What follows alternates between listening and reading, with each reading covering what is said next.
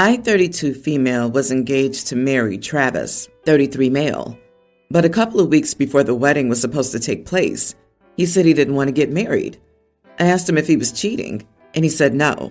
He told me that most of his friends were already married or starting families, so he thought it was time to settle down, but he had just realized he didn't want to do it.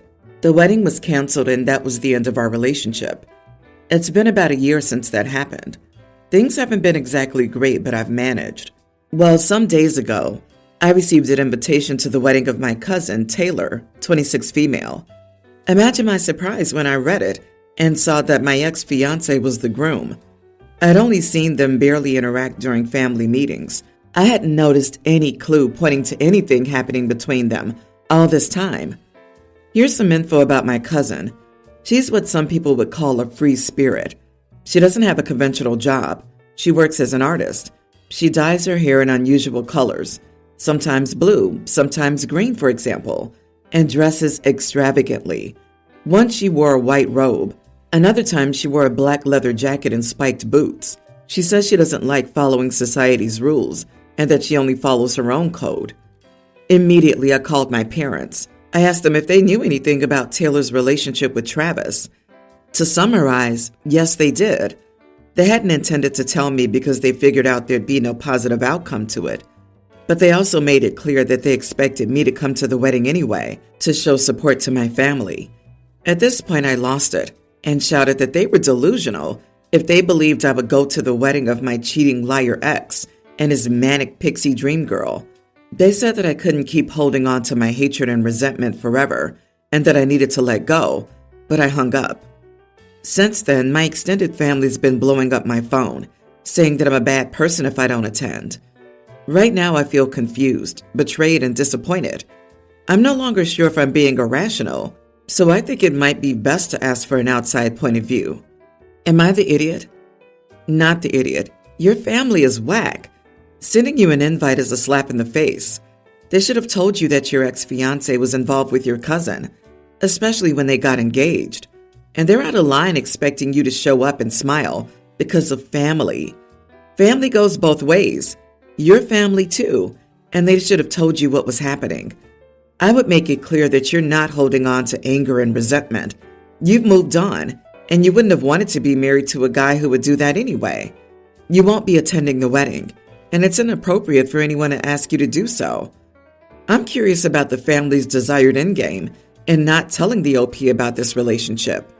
Surely she would have found out somehow. Was there a plan for her to eventually show up to Thanksgiving dinner and see her ex there with her cousin? Maybe the family was hoping the ex and the cousin broke up before the OP ever found out they were involved. It's weird all around. There was never going to be a good endgame. Odds are good that they intended to bulldoze OP into letting bygones be bygones because she's the more reasonable one. Yeah, that sure worked out well. I'm giving a pass on how OP talked about cousin because OP basically got napalmed and carpet bombed by this announcement. I suspect most anyone would have choice words in such a situation. So in my honest opinion, they get the trash talk pass due to the situation. Their parents see their child as a loser and are kissing up to the golden child of another family and her family. These are awful parents. They shouldn't be going to this wedding either. This is the man who dumped their daughter just before their wedding because he was screwing her cousin, and family thought that that was okay to hook up with their daughter's fiance. Why are the parents supporting it? I'm fascinated they want her to come to the wedding. I'm picturing her there, and someone asked her how she knows the couple. I was the groom's fiance that he cheated on with the bride. Hi, nice to meet you. OP, go no contact on the whole crap show. My wife, 33, and I, 35 male, have been married for 8 years. My wife gave birth to a baby girl a couple of years ago. My wife was struggling a lot with her emotions in the weeks leading up to labor, and she pretty much hated me and started resenting me. When she gave birth, she didn't want me in the operating room. This broke my heart and devastated me, but it was my wife's choice and I respected it. Post-labor, my wife was much better with her emotions, and she apologized for how she had behaved in the months leading up to labor. She said she was just extremely nervous about labor and for our baby. I told her there was no reason to apologize, and we both put the past behind us. However, it's always in the back of my mind how my wife didn't trust me during her toughest moments. A couple of weeks ago, I fractured my left arm. I was outside and falling backward, and I used my arms for support as I was falling back, and I fell on my arm. The pain was excruciating, and I still have no idea how I didn't pass out from the pain. It was clear from one look at my arm that it was horrible. The pain was too much, and I even cried. I called my sister in tears, and she came over in 15 minutes and drove me to the hospital. Long story short, I had broken my arm, and the doctor said it would require surgery, and they would do it the next day, as surgery would require preparation. I was temporarily put in a sling and was given pain meds. My wife came over to the hospital an hour later after I called and told her what happened. When she came over, I realized she was the last person I wanted to be with, so I told her I didn't want her there. It was unnecessary, and my sister was already there. I also told her not to come the following day. My wife was sad and asked me why, but I was in a terrible mood, so I just told her to leave. My wife wanted to talk more, but my sister took her out because I was in no mood to talk. My sister stayed with me overnight at the hospital, and then the next day too. The surgery took a few hours, and I was told to stay at the hospital for a few more hours before they discharged me. I was put in a cast, and the doctor said they would remove it in 8 months. My sister then dropped me at home after I was discharged from the hospital. My wife and I are pretty open about our feelings, and a couple of days later, we had a heart-to-heart discussion. My wife told me she had felt extremely hurt when I asked her to leave the hospital, and she asked me why I didn't want her at the hospital. I told her subconsciously that it was because I didn't feel safe with my wife in my toughest moments, and she too didn't trust me a couple of years earlier when she was going through her toughest moments. My wife then cried a lot, and we didn't talk much after that.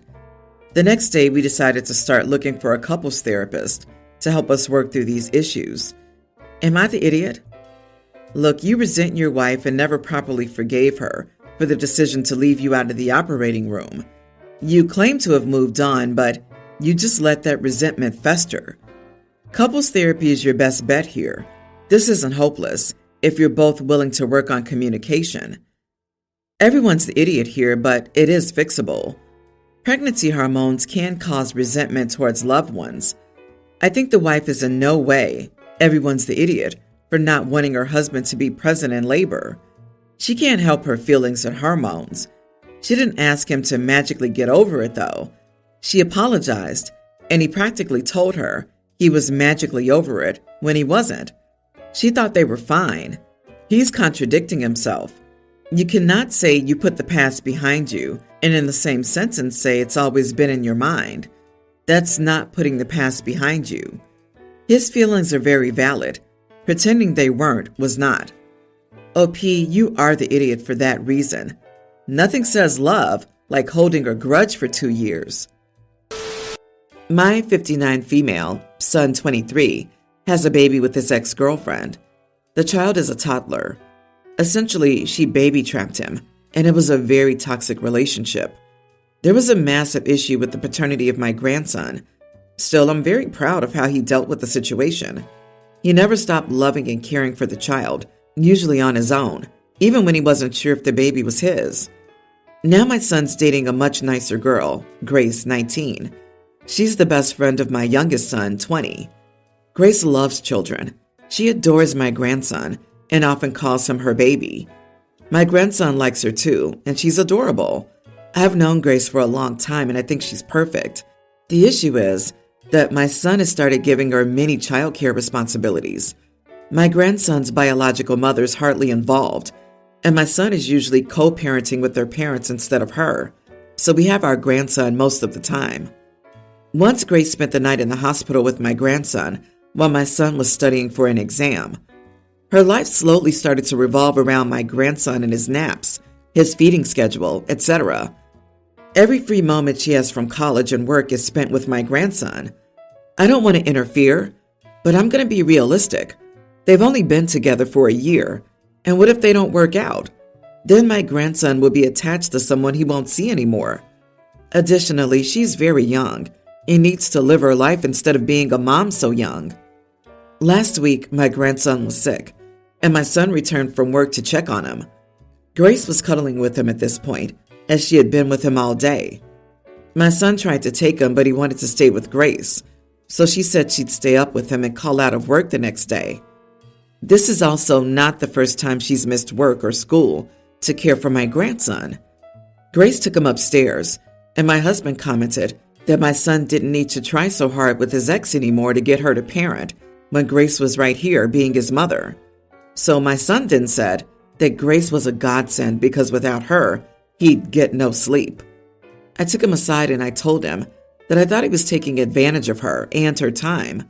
He asked me what I meant, and I told him that at 19, he was partying and having a blast every weekend, but Grace is busy caring for a sick child who wasn't even hers. I pointed out that she was missing out on work and school for him, and my son got angry and accused me of calling him abusive. He also said that it was good she wasn't partying, because that wasn't good or safe anyway. He then took Grace and his son back to his place and hasn't let me see my grandson since. My husband thinks I was out of line because Grace is helping our son through something difficult, and I'm starting to feel bad. My son wants an apology and wants me to promise not to bring this up to Grace and give her any ideas. Edit. They've been together for just under a year now. Not the idiot. The sentence that seals the deal is that he doesn't want you to give Grace any ideas. In other words, he knows 100% that he's taking advantage and grossly doesn't want to rebalance. He will make Grace a terrible long-term partner. How long have they been dating? Just under a year? As this has moved very quickly, she's taken on the full mother role. He's asking a lot of her, and while it's her choice if that's what she wants, it's good someone's making sure the arrangement is fair. Because honestly, if she's missing out on work and school, it's not 100% balanced, as your son's life is taking priority in the relationship, and that's something she may regret later. Please talk directly to Grace. Her boyfriend isn't listening to her. Show her that you are. She'll feel great comfort if she realizes that her boyfriend mother sees the BS he's pulling. She might even do something about it. 19 is a bit young to be dating a 23-year-old man with a kid, and you're right to be concerned. I, a 25-year-old female, got married 2 weeks ago. My now husband, 27, and I paid for most of the wedding, but my father covered a few costs. My father's girlfriend, Stella, has a daughter, Zoe, 21, who's finishing her degree in fashion. She wants to get into the wedding dress industry once she graduates. She offered to design and make my dress when I started planning my wedding. I was initially hesitant, as I'd been excited about picking out my dress. I agreed because I didn't know Zoe well. My father had only been dating her mother for 2 years, and I thought this could be a nice opportunity to bond. Also, I'd seen some of her work. She made a couple of ball gowns in college, and she seemed honestly good. We met up a few times to discuss our ideas. I realized our styles drastically differed during those times, but we still agreed on a design. I gave Zoe my measurements and asked her to update me. She didn't. Whenever I asked her how she was doing, she'd say she would send me progress pictures when she got home. She never did. It took her longer than expected to finish it, and I got the dress a month before my wedding. It looked nothing like the design we'd agreed on. It was the wrong color, the wrong style, everything. It looked exactly like the type of dress Zoe would want to wear, but I knew I'd never wear anything like it. I really didn't like that dress. When I tried it on, I found out it was about 3 sizes too big. Though I knew I could have it altered, I didn't want to wear that dress on my wedding day. I called Zoe and told her that I wouldn't wear the dress. I said it looked lovely, but not the style we'd agreed on, and I thought it would be best for me to find a different dress. I offered to pay her for her work. She'd made the dress for free, but she declined and hung up on me. I went to a retail bridal store with my maid of honor, and we found a beautiful gown that didn't need much altering. It looked exactly like what I wanted. Fast forward to my wedding. I walked down the aisle in the dress I bought. Zoe seemed on the verge of tears during the ceremony, and Stella gave me dirty looks throughout the reception. They were short with me when I approached them a while later. My father, Stella, and Zoe left less than an hour into the reception. My father and Stella called me the next day and told me off for how I treated Zoe. This had been her first time making a wedding dress, and she had been excited to see me wearing it. They said it was insulting of me to not wear the dress she'd put so much effort into. I tried to explain why I hadn't worn the dress, but they were insisting the dress was beautiful and I could have sucked it up. My husband and younger sister, not Zoe, are on my side. I felt guilty since I decided not to wear the dress. Am I the idiot? Not the idiot. Zoe disrespected you by ignoring your wants. As a designer, she needs to listen to her clients. Plus, making the dress way too big means she isn't great at it. Give the dress back to Zoe and let her know that you appreciated her effort, but this was not the dress you wanted, and the two of you agreed to. As for her mom and your dad, let them know that Zoe needs to listen to her clients, especially regarding wedding dresses. I wonder if Zoe did this on purpose to get attention during your wedding. Oh yeah, I forgot about it being 3 sizes too big, despite taking measurements. That's beyond a rookie error. She also listened to what OP said about the dress style. I assume she even drew pictures and definitely wrote down the measurements. That didn't change anything, did it? It's a selective memory kind of thing. I'd bet good money that the final dress was closer to Zoe's size than OP's. OP, listen, she knew you wouldn't be wearing the dress because you told her a month before and explained why. She had time to accept this, and she knew. You walked down the aisle, and she tears up. So her mom asked her why. She then tells her mom that you didn't wear the dress she made for you, and whatever else she wanted to throw in. Now her mom's angry at you, because her mom would have been offended. They would have never shown up at your wedding or addressed the issue before the wedding. You were played. My son and my wife have been butting heads recently. I don't think she needs the burden. The situation. My son is 19 and a freshman in college. We told him to apply to colleges where he could get merit scholarships. We don't make enough to pay $80K a year for college, and we make too much for financial aid at most colleges. He decided to attend an expensive private college to study art history, which upset my wife and me. He took an intro to psychology course and thinks he knows everything now. He's home for break and he's been snapping at his mom too much. He came to me later and said that I needed a divorce. Boomers like me are miserable because they refuse to divorce when they're unhappy. I'm not even 40. I don't know how he connected my anger at him with my dissatisfaction with my marriage. He said that both my wife and I are miserable in our marriage and we'd be better off apart. I told my son that I'd love a divorce if it meant I was taking my wife with me. I'd cut ties with everyone else. I didn't tell my son this, but she's the only one keeping me together. My wife wasn't making my life miserable. Everything else was. My son was upset. He said he was only trying to help me. Am I the idiot? Not the idiot. Your son might mean well, but he's crossing some major boundaries here. Going off about your marriage when he barely understands the complexities? Not cool. And wanting to study art history is his choice. But snapping at his mom? Not cool either. You're trying to keep it together, and your wife sounds like she's your rock. It's tough when your kid doesn't get that. Maybe sit him down and explain things calmly. Hopefully he'll come around. Keep your chin up, man. You got this. Maybe sit him down and explain things clearly? Put him in his place. Say, look, my marriage to your mother is no concern of yours. As a matter of fact, you're causing us both so much stress. How about manning up and doing adult life without our assistance, since we need a divorce and we're miserable? I don't know why kids put their noses in their grown parents' business. Ha ha ha. I love that he called you a boomer, and you're actually a millennial. I would tell him that he should drop psychology, because he's terrible at it. I highly doubt his professor even said anything remotely like this. I took psych courses in college. This probably came off TikTok. I'm sorry. Your son sounds insufferable.